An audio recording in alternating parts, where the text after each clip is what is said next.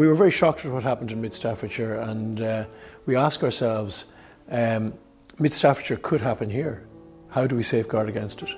I think there were three factors in Mid Staffs which together combined to create the scale of the catastrophic failings there. Firstly,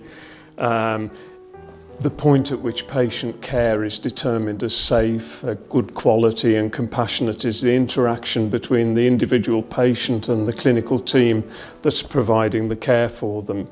We as health professionals are educated and trained to a high standard of knowledge and a high range of really effective technical skills, and we live with a certain set of values around the need to deliver compassionate care.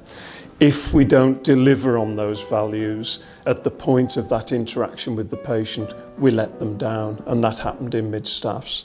Secondly, it was going on for a long time and it should have been picked up sooner. So the board clearly wasn't using the range of information that was available to it to identify all of these failings bubbling away in the background. So there's a real issue for me about how we engage boards to really be proactive about what information they use and how they use it to drive up the quality of care and safety and compassionate treatment for patients.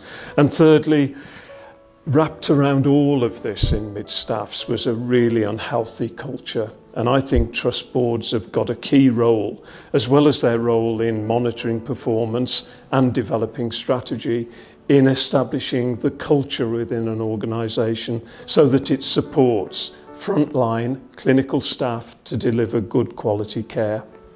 So, Sir Stephen, the role of the board was very prominent in the Francis report.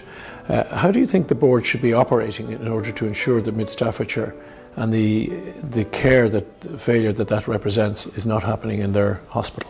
What happened at Mid Staffs is saying very clearly that, in my view, the buck stops with the board. I think the board's got an absolute responsibility to make sure that it does three things. Firstly, that it develops the strategy for the organisation, that goes without saying. Secondly, that it's got a really good handle and can get under the skin in terms of assurance of all of the operational issues. And thirdly, that the board determines the set of values that will shape the organisational culture for the frontline clinical teams to work within. Now, as far as assurance is concerned, I think that where boards can improve is by literally widening the range of intelligence that they use, actually proactively seeking views from the local community, from our staff, and using those views and shaping them in a way that will actually mean something to not only the board and the staff of the organisation, but to the local population as well. And I think, thirdly, there's a really important issue about boards being seen to be open and transparent in what they do, and to be brave about the sorts of issues that they discuss. At the end of the day, as a board, we're there as custodians of the health service. It's the population's health service, and we just have to start to acknowledge that we owe it to them to be totally open and totally transparent about the decisions that we're making. So, Sir Stephen, we've had our own failings here in the Irish Health Service, and I note from the Francis report there's a considerable emphasis on increased regulation and accountability, possibly more of an emphasis on blame. Certainly that's been prominent here in Ireland. What do you think is the balance when things do go wrong between blaming people, increased regulation and stringent accountability versus supporting people to work better and developing their skills?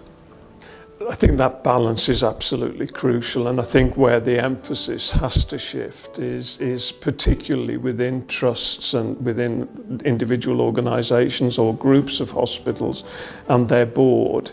It's actually getting that board to acknowledge that they're the people that need to be totally in control and have a finger on the pulse of exactly what's going on within that organisation.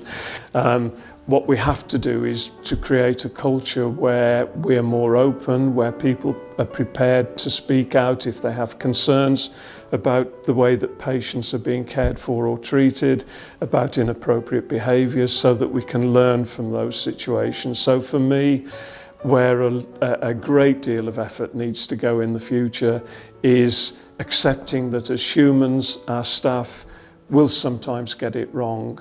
The issue isn't about hanging them out to dry.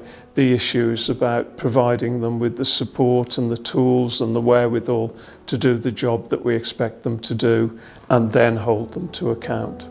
Thank you very much, Sir Stephen, for taking the time to talk to us today.